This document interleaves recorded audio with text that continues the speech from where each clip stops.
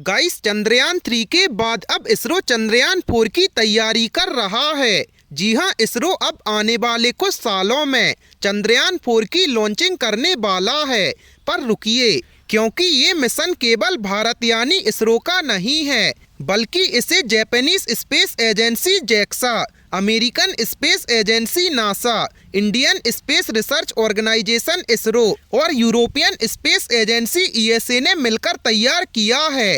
पर इसमें भारत और जापान मेन है। और एक और सबसे जरूरी चीज कि ये चंद्रयान 3 से काफी अलग होने वाला है। तो चलिए जानते हैं इस चंद्रयान 4 मिशन के बारे में विस्तार से। नमस्कार दोस्तों, आपका एक बार फिर से फैक्टी नॉलेज की वीडियोस पर स्वागत है।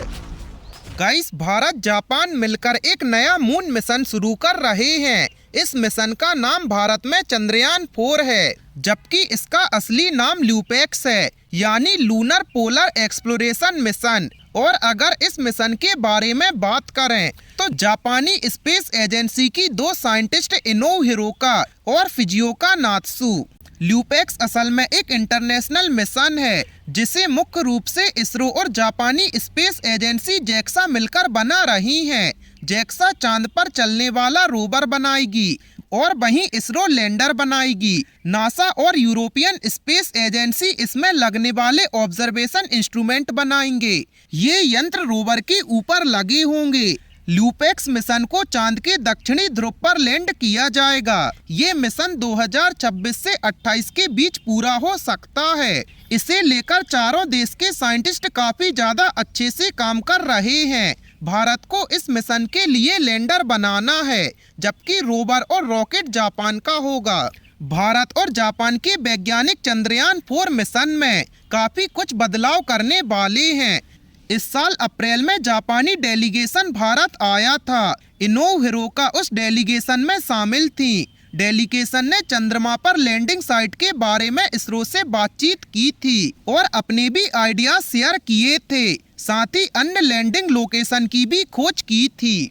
इसके अलावा रोवर, एंटीना, टेलीमेट्री और पूरे प्रोजेक्ट के असाइनमेंट पर भी चर्चा की गई थी। इस पूरे मिशन का कुल वजन करीब 6000 किलोग्राम होगा, जबकि पेलोड का वजन 350 किलो के आसपास होगा।